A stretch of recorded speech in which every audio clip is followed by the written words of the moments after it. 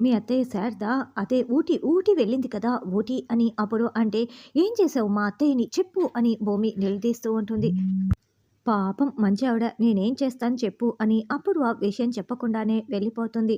భూమి ఏంటి పెద్దమ్మ గురించి ఏదో మాట్లాడి వెళ్తోంది అని చెర్రీ చెప్పటంతో, "అత్తయ్య, మావయ్య ఊటీ వెళ్లారు కదా! అక్కడ ఏదో జరిపిస్తోంది" అని భూమి అంటుంది. అయ్యో! ఇప్పుడు వాళ్ళకేమైందో ఏంటో అని చెర్రీ కంగారు పడుతూ ఉంటే, "అదే నాకు అర్థం కావటం లేదు" అని భూమి వెలవెల్లాడిపోతూ ఉంటుంది. కేపీ ఎంతసేపటికి రాకపోయేసరికి, "ఈయనింకా రాలేదే" అని శారద కంగారు పడిపోతూ, "మా ఆయన్ని చూసారా? వాష్‌రూమ్ వైపు వెళ్లారు" అని అక్కడున్న వాళ్ళని అడుగుతూ ఉంటే, "I don't know your language" అని కొంతమంది, చూడలేదని కొంతమంది చెప్తూ ఉంటారు. రిసెప్షన్ దగ్గరికి వెళ్ళి, "ఏవండీ మా వారిని చూసారా?" అని శారద అడుగుతూ ఉంటే, "పురీల మేడం" అని ఆవిడ చెప్తుంది. "ఇందాక నాతో పాటు వచ్చారు కదా! వైట్ షర్ట్ వేసుకున్నారు" అని శారద ఆనవాళ్ళు చెప్తూ ఉంటుంది. "ఫోన్ నంబర్ చెప్పండి, రూమ్ నంబర్ చెప్పండని" అడుగుతూ ఉంటే, "రూమ్ నంబర్ నాకు తెలీదు. ఫోన్ నంబర్ అయ్యో! నాకు గుర్తుకు రావటం లేదు" అని తల పట్టుకొని, "ఏవండీ, ఏవండీ" అని గంటైనా ఎక్కడికి వెళ్ళిపోయారండి అని శారద మొత్తం వెతుకుతూ ఉంటుంది.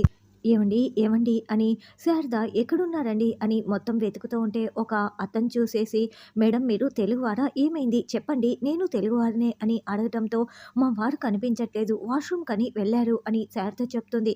"ఎలా ఉంటారు మేడం" అని అతను అడగటంతో, "వైట్ షర్ట్ వేసుకున్నారు, స్పెట్స్ పెట్టుకున్నారు.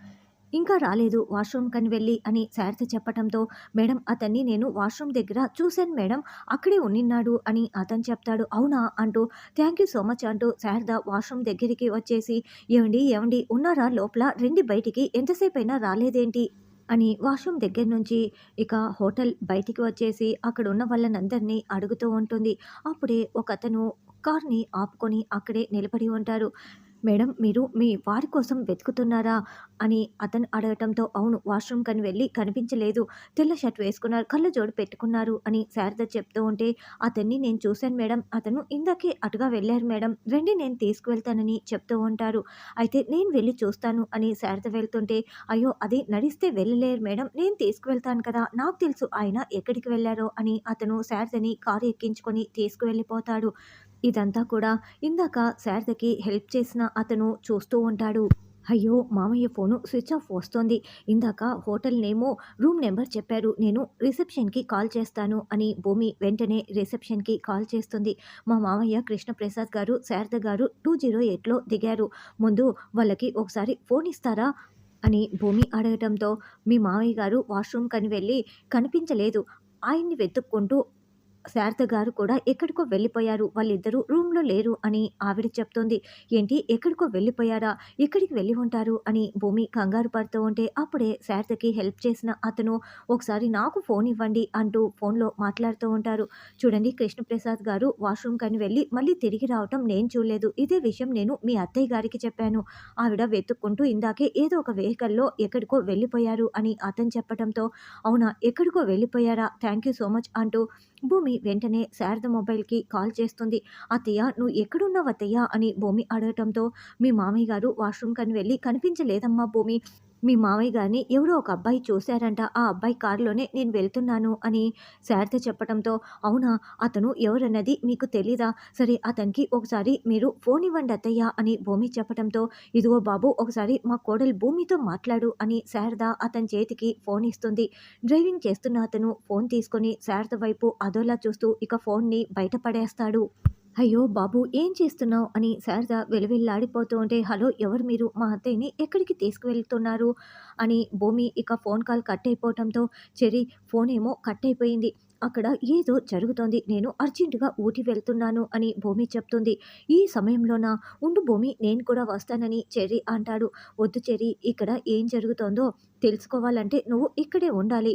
నాకు చెప్తూ ఉండు. నేను వెళ్ళి వస్తాను" అని భూమి చెప్పటంతో, "సరే భూమి జాగ్రత్త" అని చెర్రీ చెప్తాడు.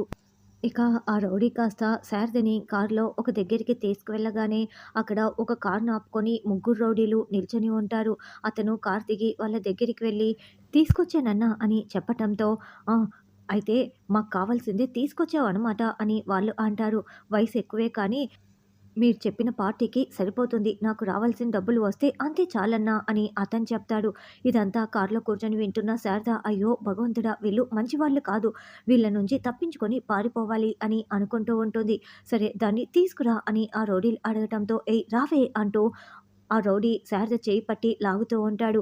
అప్పుడు నేను రాను రాను అంటూ శారద అతని చేతిని కొరికేసి పరుగులు పెట్టి పారిపోతూ ఉంటుంది. ఏయ్ ఆగవే అంటూ రౌడీలు వెంట పడుతూ ఉంటారు. అప్పుడే ఆకాష్ ఒక అమ్మాయితో కారులో వస్తూ ఉంటే శారద ఆకాష్ కారుకి ఎదురుగా వెళ్తుంది. Ma'am are you okay? నీకేం కాలేదు కదా? ఎనీ ప్రాబ్లం మ్యామ్ అని ఆకాష్ అడుగుతూ ఉంటాడు.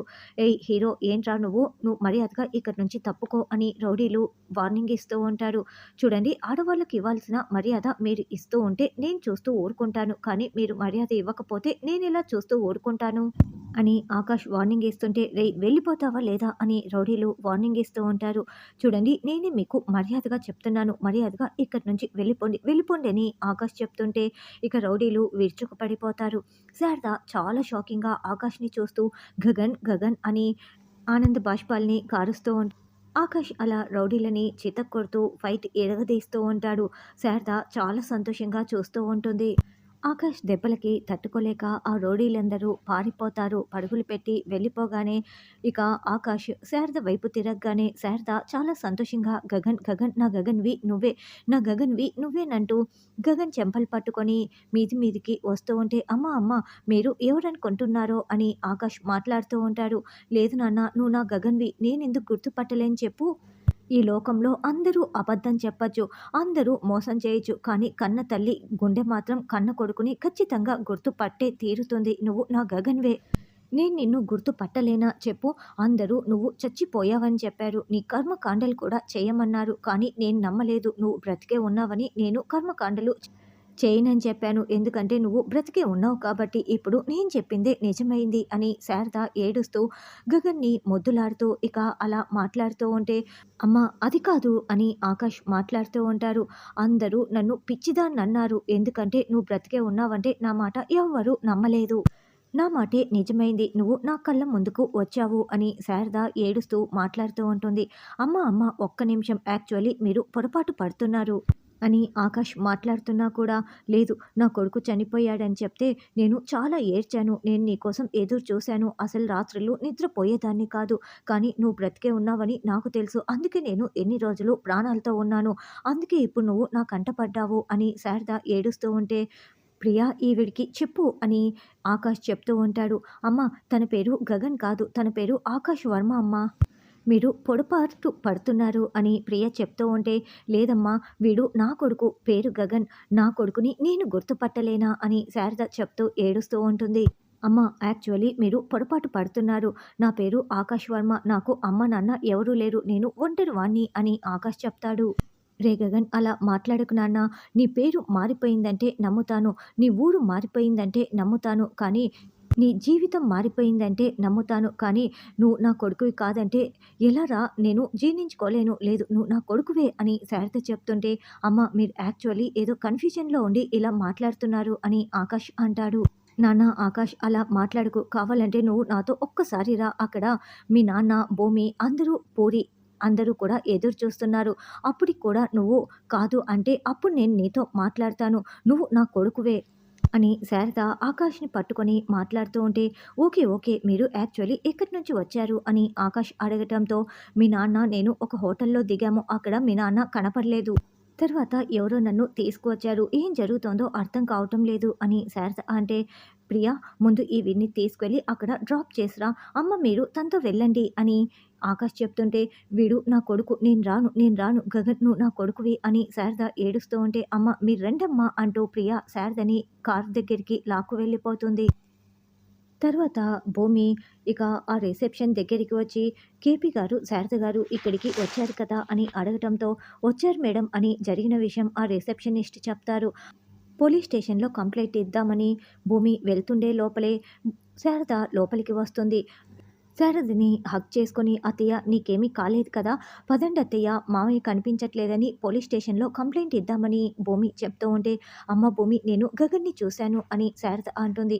అయ్యో అత్తయ్య మీరు భ్రమలో ఉన్నారు, బావని చూడడం ఏంటి అని భూమి అంటే, లేదమ్మా నేను చూశాను, నేను మాట్లాడాను కూడా, వాడే నన్ను కాపాడాడు అని శారద చెప్తుంటే, ఏంటి అత్తయ్య ఏం మాట్లాడుతున్నారు, నిజమా మీరు చెప్తున్నది, బావని నిజంగా చూశారా అని భూమి అడుగుతూ ఉంటుంది. ముందు మావయ్య కనిపించట్లేదు, కంప్లైంట్ ఇవ్వాలని చెప్తున్నా కూడా, లేదు నా కొడుకే కావాలి నాకు, నీకు దండం పెడతానమ్మా భూమి నాతో పాటు రా, కావాలంటే నేను గగన్ని చూపిస్తానని శారద చెప్తుంది. రానున్న ఎపిసోడ్లో భూమికి చూపిస్తుంది. నా కొడుకుని నేను గుర్తుపట్టలేనా అని శారద చెప్తోందంటే, గగన్ ఆకాష్ ఇద్దరు ఒకరేనని అనిపిస్తూ ఉంటుంది.